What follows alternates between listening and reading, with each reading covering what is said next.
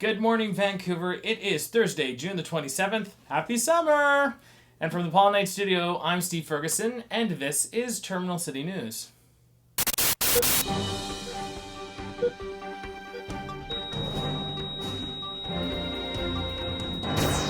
Carl Lilgert, the navigator of the ill-fated Queen of the North, was sentenced to 4 years in prison for his role in sending the BC ferry vessel to its watery grave. He has immediately filed for an appeal, but knowing our court system, it could be quite some time before he gets to see that played out.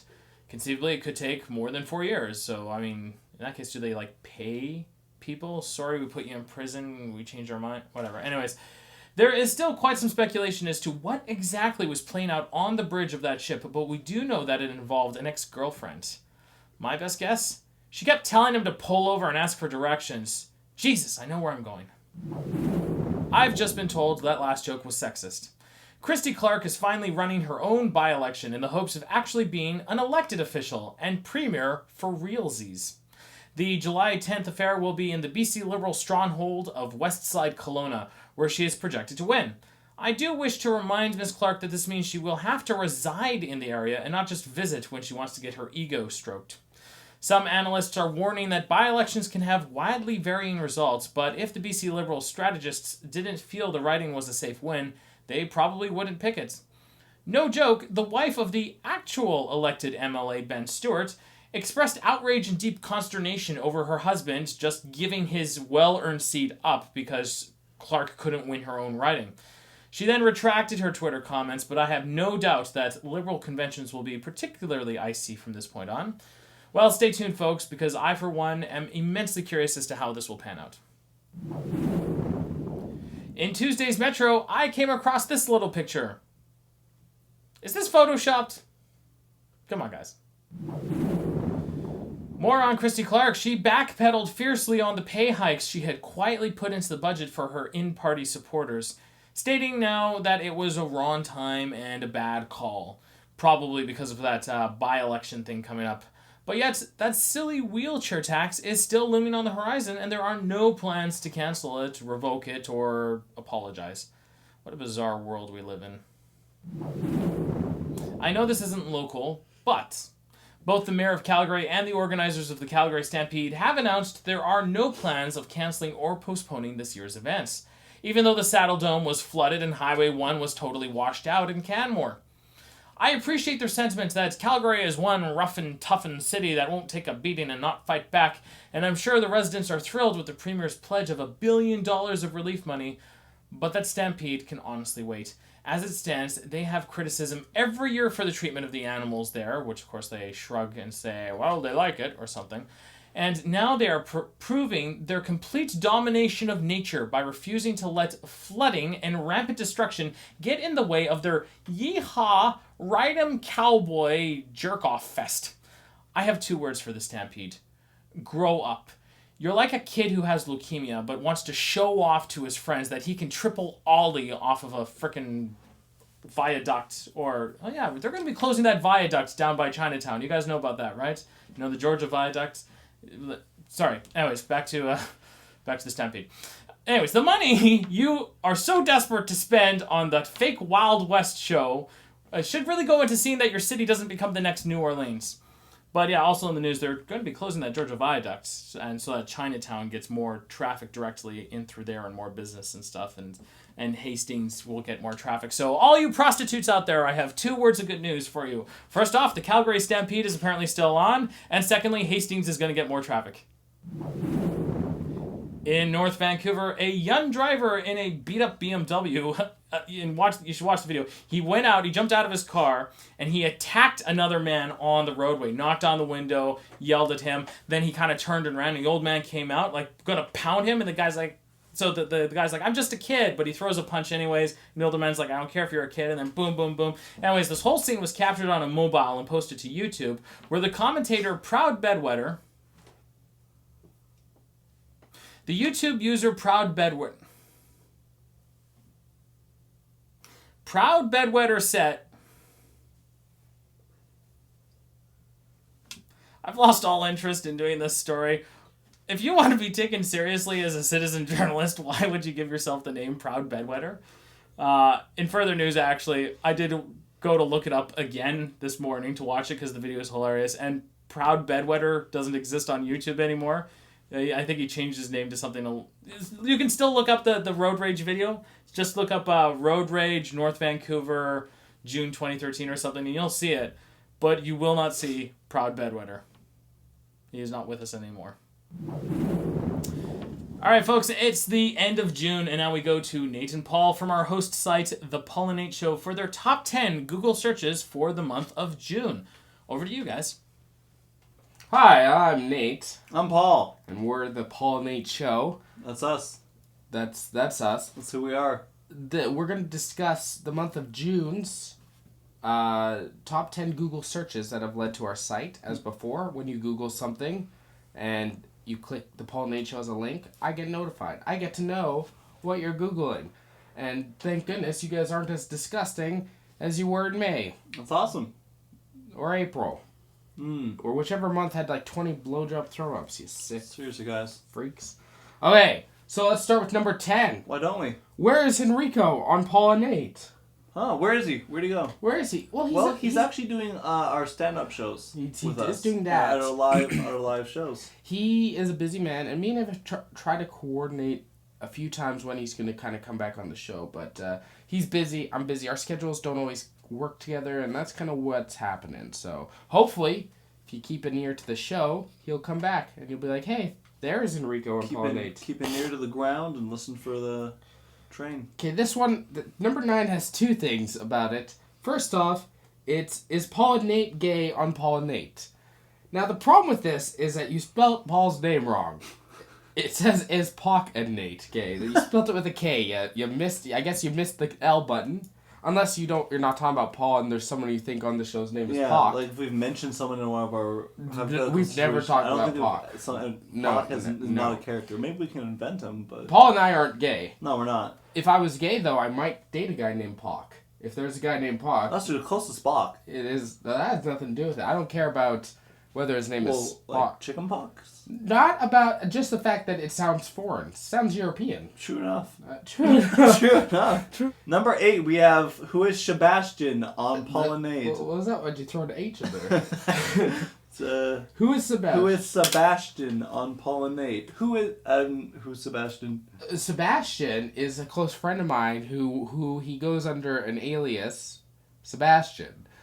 The reason is he's trying to make a career out of movies and acting, and he has a slight fear that the Paul and Nate Show will one day ruin him. Like, imagine if he became Brad Pitt, and all of a sudden, they're like, listen, Mr. blah, blah, blah, what was this episode where you just started talking about, sex and dicks and, the whole 9 yards? The whole 9 yards. The thing, don't worry about it, Paul. The thing about it is that it's a very funny episode. You go to the Sebastian Knows Best and just listen to him talk because he's a very funny guy. But do it up. His identity, doesn't matter if you Google it, I'm not going to tell you what his identity is because he asked me specifically. Keep it a secret. So what do you think that Googling... Yeah, come on. Sebastian is gonna... Why do you I don't know why. Sebastian. I can't say Sebastian. Do Paul and Nate love each other? Paul and Nate Show. We love each other like brothers. Yeah, like brothers. He's my best friend. Yeah, he's my best friend. We've known each other, what, 5 years? 5 years? Almost 6? No, I think it's... 6 in October. I think it's 5 years in October. 2007 we met. 2007 October. So that would be 5. It'll be 5 this year? Wait, that'd be 6. So I can't do math. I can't do math. I can't do math. Yeah, so, 6 years. Wow, 6 years. 6 years, dude. 6 years. 6 freaking years. Yeah, I love Paul. Yeah. I love Paul. I'm not afraid to say it. I love Nate. I love Paul. Yeah. Are we gay? No. Back to question 9. Question 9, is Paul and Nate gay? No. But question 7, do Paul and Nate love each other? Yes. I'd say we're not in love with each other. No, but I love him. I would take a bullet for him. Yeah, I'd take a Well, it depends on how fast it's... You wouldn't take a disease from me. No, I'd take a disease for you. Thank you. If someone was shooting a disease gun, I'd take it for you. It depends on how fast it's going, because if I'm across the room and they shoot the gun, maybe I'd run for it, but I'd try to take the bullet for you, but would I take it? I don't know. I'm not faster than a bullet. Number 6. God damn it. Throw up blowjob. We can't do anything. Really? We can't. You know, we were doing so well. Throw up blowjob. Come on, that's not even We're not discussing this. Number 5. No. Porno escapade? Yep, porno escapade. Sweet. Yeah, that was an episode. That's one word though. Why are you guys Googling Yeah, that? there's no space. It's just porno escapade. One Just word. porno escapade. You know what? I'd like to find a porno escapade that's not on our show.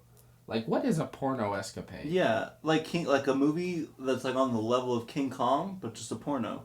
That would be amazing. I would watch that. Number 4 is why is Paul and Nate high on Paul and Nate? Why is Paul and Nate high on Paul and Nate? Okay, first off, you need to learn how to write things. Yeah, grammar is important, guys. Second, we're not. We're never high on the show. We're never high. I've never high. been high. I've never high ever. Why is Paul and Nate high on Paul and Nate? Because we're not. That's as serious as I'm gonna get right now. Yeah. We're not high. Thanks for asking, number 4. Why would that answer be on our website? It's like commonly asked questions. So it wouldn't be in like the bios section. P.S. We're high because of this. Yeah, like the FAQs. Like... Let's go with the top 3 now. The Paul Nate Show.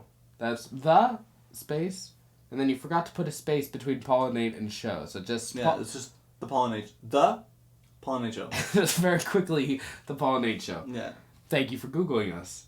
Number 2, Paul and Nate Show.